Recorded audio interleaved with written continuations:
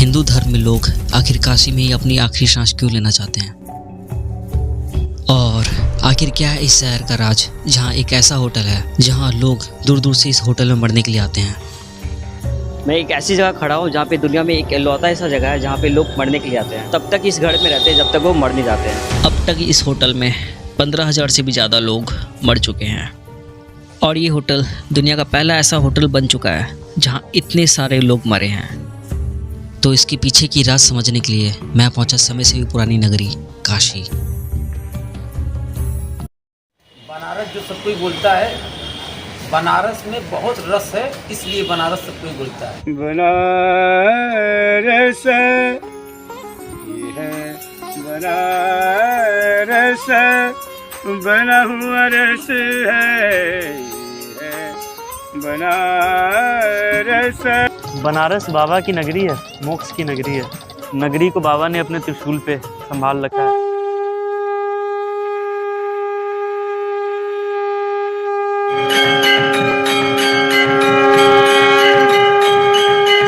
तो आस्था में विश्वास है लोगों का, तभी आप यहाँ पे इतना भीड़ देख सकते हैं। हर तरीके के लोग हैं, राजा रंग भिखारी सब यहाँ पे आपको मिलेंगे। वाराणसी, जिसे इंडिया का स्पिरिचुअल कैपिटल कहा जाता है, वाराणसी का नाम दो नदियाँ वर्णा और आशी का नाम मिलाकर बना है। काशी इस शहर का सबसे पुराना नाम है जिसका अर्थ होता है प्रकाश। सत्य यही है, देखिए सत्य जो है राम नाम सत्य है और संसार झूठ है, सब कुछ झूठ है, सब मोह माया के खेल है। कहते हैं बनारस में जो आके मृत्यु को प्राप्त होता है उसे डायरेक्ट मोक्ष मिलती है। काशी प्राचीन नगरी है, यहाँ मोक्ष मिलता है। तो इसके पीछे की राज को जानने के लिए मैं काशी आया हूँ कि यहाँ पे आखिर मोक्ष मिलता कैसे है। बनारस आया तो मैं फर्स्ट टाइम हूँ। अगर मुझे बनारस को और भी करीब से जानना है तो मुझे यहाँ के लोकल लोगों के साथ उठना बैठना होगा। अगले ही दिन मैं होटल अपडेट की तरफ बढ़ ही रहा था, तभी मुझे मिल जाते हैं सरमन यादव जी, जो यहाँ मणिकर्णिका घाटों में मोक्षार्थियों के लिए लकड़ियों का बिजनेस करते हैं। और सबसे बड़ी बात, वो यहाँ के लोकल है, और मुझे भी कुछ ऐसे ही लोकल की तलाश थी जो मुझे काशी को और भी करीब से समझने में मेरी मदद करें। सुबह के जैसा पहर में देखा, माँ गंगा जैसे लहर में देखा, घूम मैं पूरा विश्व, हे बाबा विश्वनाथ, तेरे जैसा काशी कहीं नहीं देखा, हर हर महादेव।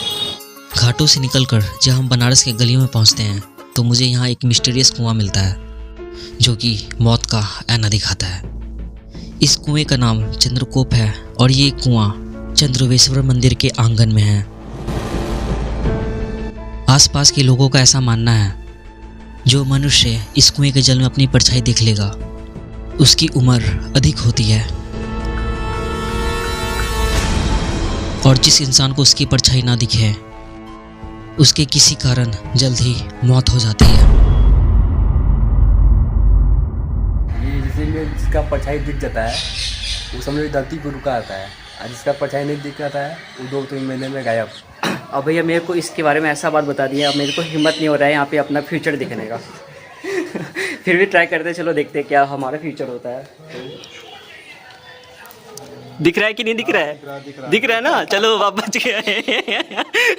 अब मेरे को हिम्मत नहीं हो रहा है। हाँ दिख तो रहा है, मेरा चेहरा दिख रहा है इसमें, चेहरा दिखता है ना? हाँ भाई दिख रहा है भाई, मैं बच गया यार, चेहरा दिख रहा है मेरा। इस मंदिर के पुजारियों और आसपास ऐसे बहुत से लोगों के अनुसार ऐसी बहुत सी कहानियाँ हैं। ऐसी कई व्यक्ति ने इस कुएं में अपनी परछाई नहीं देखी और कुछ ही महीनों में उसकी मौत हो गई। इस मंदिर के पुजारी का ये भी कहना है, इस कुएं के अंदर एक सुरंग है जो सीधा मणिकर्णिका घाटों से निकलता है। यहाँ के लोग भी कहते हैं कि पुराने समय में तीर्थयात्री इस कुएं की मदद से काशी में रहने या वापस अपने घर लौटने का फैसला लेते थे। अगर उनका परछाई यहाँ दिख जाता तो वो वापस लौट जाते, और अगर उनका परछाई इस कुएं में नहीं दिखता तो वो यहाँ मोक्ष प्राप्ति के लिए रुक जाते। कहते हैं इस कुएं का पानी पीने से इंसान इग्नोरेंस मतलब अज्ञानता से छुटकारा पा लेता है। यहाँ पे ना अभी एक आंटी जा रही थी अपने बच्चों को लेकर, ठीक है। ये बच्चा बोल रहा, पूछा कि यहाँ पे क्या है, तो आंटी बोलती है कि नहीं नहीं तुम वहाँ पे मत जाओ, परछाई यहाँ पे नहीं दिखेगा तो लोग डर से मर जाएंगे। तो यहाँ पे ऐसा बात है भाई, लोग यहाँ पे डरते हैं इस कुएं से। ये बनारस आए और पान नहीं खाए तो बनारस आना आपका बेकार है। यहाँ पान हर तरीके का पान मिलता है, कोई पलंग तोड़ सिंगाड़ा पान मिलता है, कोई पलंग तोड़ पान मिलता है। एक्चुअली मैं पान खाता नहीं हूँ, बट अब बनारस आया तो पान तो खाना बनता है ना। ट्राई करते हैं बनारस का पान कैसा है। पान तो बहुत ज़्यादा मीठा है, लोग यहाँ पर बोलते हैं इसको थूकना नहीं है, पी जाना है। बनारस की गली में आपका स्वागत है। बनारस आया था तो मैं इतने सारे प्रश्न लेके, लेकिन बनारस के लोग और यहाँ की गलियाँ, मैं ऐसा खोया कि मैं भूल ही गया कि आखिर मैं यहाँ क्यों आया हूँ। मेरे सारे क्वेश्चंस के आंसर यहाँ मिलने वाले थे। काशी लाभ मुक्ति भवन। मैं एक ऐसी जगह खड़ा हूँ जहाँ पे दुनिया में एक लौता ऐसा जगह है जहाँ पे लोग मरने के लिए आते हैं। मेरे पीछे आप देख सकते हो, ये एक होटल है या फिर आप घर बोलो, कुछ भी आप बोलो। तो चलिए हम इस घर के बारे में जानते हैं, इस घर में आखिर लोग मरने के लिए क्यों आते हैं। यहाँ आने के बाद जब मैं अंदर गया तो हमारी बदकिस्मती समझो या कुछ और, अंदर वीडियो रिकॉर्ड करना अलाउ नहीं था। बट यहाँ पे आने के लिए आपको परमिशन लेना पड़ता है पहले, तो ये बात मुझे पता नहीं था। तो मैं इस भवन के ऑनर को फ़ोन किया और उन्होंने मुझे बोला अगर आपको अंदर जाके शूट करना है तो आपको पहले परमिशन लेटर लिखना होगा और इसे अप्रूव होने में कम से कम 20 दिन भी लग सकते हैं। अगर आपको अभी अंदर जाना है तो अभी आप अंदर जाके मोक्षार्थियों से मिल सकते हो, लेकिन वीडियो रिकॉर्ड करना बिल्कुल मना है। कॉल रखते ही मैं अंदर गया। सामने द्वार में एक पंडित जी खड़े थे जो कि मुझे देख के बहुत ही प्यार से अंदर बुलाए। अंदर घुसते ही पता नहीं क्यों मुझे बहुत ही पॉजिटिव वाइब आने लगी। यहाँ टोटल 10 कमरे थे, 5 कमरे ग्राउंड फ्लोर में और 5 कमरे सेकंड फ्लोर में, और नीचे वाले 5 कमरे फुल थे। और यहाँ के पंडित जी मुझे 1 बाय 1 करके सारे ही मोक्षार्थियों से मिला रहे थे। मोक्षार्थियों के साथ उनके परिवारजनक थे जो कि उनको नहलाते, कपड़े बदलते और उसी रूम में खाना बना के उन्हें खिलाते। और ऐसे ही एक बूढ़ी माता थी जो कि अपनी बेड पे लेटी हुई थी। बूढ़ी माता को देखते ही मैंने प्रणाम किया और वो बूढ़ी माता ने मुझे बहुत ही प्यारा स्माइल दिया। तभी पंडित जी बोल पड़ते हैं, ये बूढ़ी माता ज़्यादा नहीं 2 से 3 दिन में ही मोक्ष को प्राप्त होने वाली हैं। अब ये सुन के मैं सहम सा गया था कि आज जो मेरे नज़र के सामने है 2 से 3 दिन में ही उनका कोई वजूद ही नहीं होगा। यहाँ जो रहने आते हैं, जो मोक्ष को प्राप्त होने आते हैं, उनसे रेंट नहीं लिया जाता तो सिर्फ दिन का 20 रुपया, वो भी बिजली बिल। अगर वो भी नहीं है तो कोई बात नहीं। यहाँ के पंडित जी मुझे बताते हैं कि यहाँ अब तक 15,013 लोग मर चुके हैं। तो मैंने भी पंडित जी से पूछा कि यहाँ आपको और यहाँ के केयर टेकर को रातों में डर नहीं लगता किसी भूत या प्रेत का? तो पंडित जी हंसते हुए बोल पड़ते हैं कि यहाँ पे दिन में 3 बार आरती होती है, सुबह, शाम और रात में। और मोक्षार्थियों के लिए अलग से पाठ पढ़ा जाता है, जैसे कि रामायण, भगवत गीता और भी कई धार्मिक ग्रंथ। यहाँ पे जो भी लोग आते हैं वो भगवान की भक्ति में लीन होते हैं, तो इसलिए यहाँ पे किसी चीज़ का कोई डर नहीं। जो भी यहाँ मोक्ष पाने के लिए आते हैं उन्हें 30 दिन का टाइम पीरियड दिया जाता है मोक्ष पाने के लिए। यहाँ के केयर टेकर मोक्षार्थियों के हेल्थ को मॉनिटर भी करते हैं। अगर उन्हें लगता है किसी मोक्षार्थियों को कुछ और दिन चाहिए मोक्ष पाने के लिए तो ये भी संभव है। अगर उनकी मृत्यु नहीं होती है तो उन्हें घर वापस जाने के लिए विनती की जाती है। यहाँ वैसे ही लोग आते हैं जिन्हें डॉक्टर जवाब दे चुके होते हैं। लोग यहाँ इस घर में बस अपनी मौत का इंतज़ार करते हैं। कहते हैं जो काशी में मरता है और उनका देह संस्कार मणिकर्णिका घाटों में होता है तो वो बर्थ और रिबर्थ की साइकिल के चक्र से मुक्त हो जाते हैं। अगर बात करें इस घर की हिस्ट्री की तो ये घर 1958 में डलमिया फैमिली के द्वारा बनाया गया था, क्योंकि जो मोक्ष पाना चाहते हैं, चाहे वो अमीर हो चाहे गरीब, वो इस घर में रह के मोक्ष पा सकते हैं। उन्हें वाराणसी में कहीं भटकना नहीं पड़ेगा। जो भी इस डेट होटल में मोक्ष को प्राप्त होते हैं उन्हें मणिकर्णिका घाट देह संस्कार के लिए ले जाया जाता है। तो इस सिटी में मोक्ष की शुरुआत कैसे हुई, इसे जानने से पहले हमें मणिकर्णिका घाट, जो कि महाशमशान घाट है, उसे जानना होगा। भाई यहाँ पे इतना रास्ता है ना कि आप भटक जाओगे बिल्कुल। मैं तो ये गली में ना मणिकर्णिका घाट में जा रहा हूँ, बट लोगों से पूछते जा रहा है, फिर गूगल मैप बिल्कुल काम नहीं करता यार। मैं बिल्कुल यहाँ पे रास्ता भटक चुका हूँ।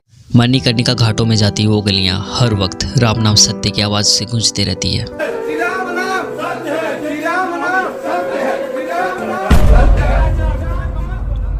कहते हैं क्या लेके आए हो और क्या लेके जाओगे, इसका सही उदाहरण हमें मणिकर्णिका घाटों में मिलता है। 2 दिन की जिंदगी है, 2 दिन का मेला, 2 दिन की जिंदगी है, 2 दिन का मेला।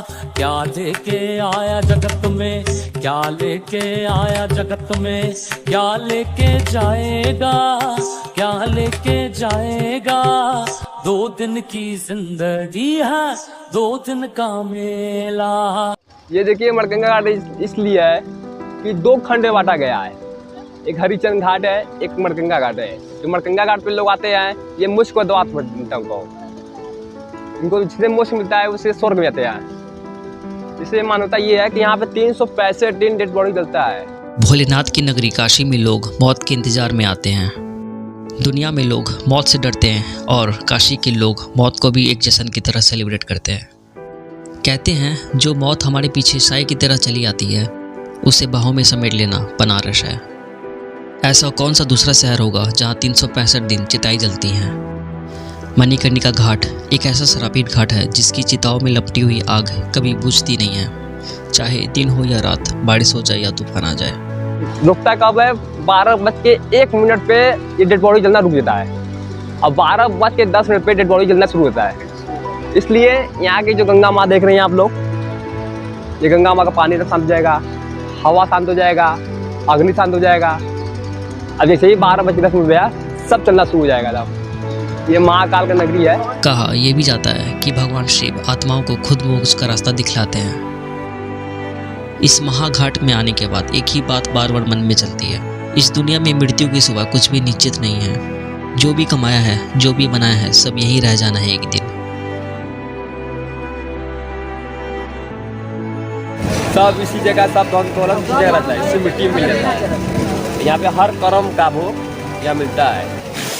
अभी मैं मणिकर्णिका घाट में हूँ और अभी रात के 12 बज रहे हैं और मेरे पीछे आप देख सकते हो यहाँ पे अभी भी चिताएं जल रही है और यहाँ पे ना मुझे बहुत ही ज़्यादा स्ट्रॉन्ग एनर्जी फील हो रहा है अभी फिलहाल। आधी रात जब मैं मणिकर्णिका घाटों में जीवन और मरण के रहस्य को समझने में लगा था, तभी मेरी नज़र पड़ जाती है एक अघोरी पे, जो इस महाशमशान में चिताओं के बीच में बैठ के तपस्या कर रहे थे। कहते हैं इस महाशमशान में आधी रात होते ही बहुत ही स्ट्रॉन्ग एनर्जी फील होती है और ये स्ट्रॉन्ग एनर्जी यहाँ की जलती हुई चिताओं से आती है और यही ऊर्जा अघोरी अपनी साधना को और भी स्ट्रॉन्ग बनाने के लिए यूज़ करते हैं और इसलिए अघोरी इन चिताओं के आसपास साधना करते हुए पाए जाते हैं। अघोरी इस चिताओं के राख को अपनी बॉडी पे भी लगाते हैं और चिताओं में जो सब बच जाती है अघोरी उस सब को खाते हैं। कहा जाता है अघोरी बनने के लिए आपको अपना ही श्राद्ध करना होता है, उसके बाद आपका नया जन्म होता है अघोरियों वाला।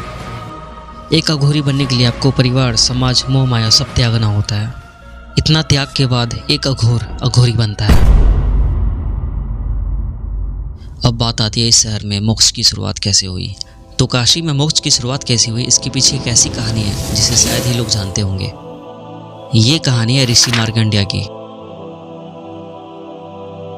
ऋषि मार्कंडेय का तब जन्म हुआ जब उनके पिता मणिकंठ कई सालों तक आराधना कर रहे थे एक संतान पाने के लिए और एक दिन शिव जी उनके सामने प्रकट हुए। शिव जी उनकी प्रार्थना स्वीकार किए, बट कुछ भी मांगना हमेशा आसान नहीं होता। तो शिव जी ने मणिकंठ को कुछ ऑप्शन दिए। शिव जी ने मणिकंठ से पूछा क्या उन्हें एक ऐसी संतान चाहिए जिसकी उम्र बहुत ही लंबी हो और वो मूर्ख हो, या फिर एक ऐसी संतान जो कि बहुत ही बुद्धिमान हो बट उसकी उम्र 16 साल ही हो। अब मणिकंठ ये सुन के थोड़ा सोच में पड़ जाते हैं। उसके बाद मणिकंठ कहते हैं मुझे बुद्धिमान संतान चाहिए। फिर जन्म हुआ ऋषि मार्कंडेय का। ऋषि इतना बुद्धिमान थे कि वो अपनी छोटे सी उम्र में ही वेदों और शास्त्रों का ज्ञान लेना आरंभ कर दिए थे। वो जैसे जैसे बड़े होते वैसे वैसे उनका ज्ञान भी बढ़ता चला जाता। एक दिन ऐसा आया वो धरती पे शिव जी के सबसे बड़े भक्त बन चुके थे। उन्हें अपने भाग्य के बारे में भी पता चल गया था, इसलिए वो 16 साल होने से पहले शिव जी के घोर तपस्या करना शुरू कर दिए थे। और फिर एक दिन ऐसा आया जब ऋषि 16 साल के हो चुके थे और यमराज के दूत ऋषि मार्कंडेय को लेने आए। तब वो देखते हैं कि ऋषि मार्कंडेय शिव जी के शिवलिंग के साथ घोर तपस्या में लीन थे। यमराज के दूत ऋषि को ले जाने के लिए बहुत जोर लगाए, लेकिन शिव जी की भक्ति के आगे वो टिक नहीं सके। अब ये बात यमराज को पता चलने के बाद वो खुद ऋषि को लेने आए। ऋषि ने शिवलिंग को कस के पकड़ के अपनी जान को बख्शने का प्रार्थना करने लगे। फिर ये देखने के बाद यमराज ने अपनी चाबुक से ऋषि के गले में फंसाया। उसी के साथ फंदे ने शिवलिंग को भी अपने साथ जकड़ लिया। अब इतना होने के बाद शिव जी बहुत ही ज़्यादा क्रोध में आ गए और साक्षात वहाँ प्रकट हुए और अपने भक्त का रक्षा करने के लिए उन्होंने त्रिशूल से यमराज का सर धड़ से अलग कर दिया। एक शिव भक्त के सामने मृत्यु स्वयं पराजित हो गया। ऋषि को नया जीवन मिल गया, लेकिन यमराज का मृत्यु हो जाने के बाद धरती पर मृत्यु और जीवन का संतुलन बिगड़ गया, क्योंकि बिना यमराज के धरती पर मृत्यु हो नहीं सकती। फिर धरती के हर कोने में असुर, पापियों और राक्षसों का आतंक बढ़ने लगा और संसार में पूरी तरह उथल पुथल मच चुका था। इसलिए सारे देवी देवताओं भयभीत होकर शिव जी के पास गए और उनसे विनती करने लगे कि अगर यमराज नहीं होंगे तो संसार में असुरों और पापियों का आतंक रहेगा। आप यमराज को फिर से जीवित कर दें। शिव जी ने यमराज को जीवन दान तो दे दिया था, लेकिन 2 शर्तों पे। पहला ये कि वो ऋषि मार्कंडेय का जीवन बख्श देंगे, कोई भी हानि नहीं आने देंगे। दूसरा ये कि उस दिन के बाद से काशी में यमराज और उनके दूतों को प्रवेश करना सख्त मना है। शिव जी ने काशी में साक्षात मृत्यु को प्रवेश करने से मना कर दिया था। उसके बाद से हुआ ये कि काशी में जो भी अपना देह त्यागता उसकी आत्मा यमलोक नहीं जा सकती, जिससे उनका जीवन और मृत्यु का जो चक्र है वो वहीं खत्म हो जाता और उन्हें मोक्ष प्राप्त हो जाता। तो ऐसे हुआ था काशी में मोक्ष की शुरुआत।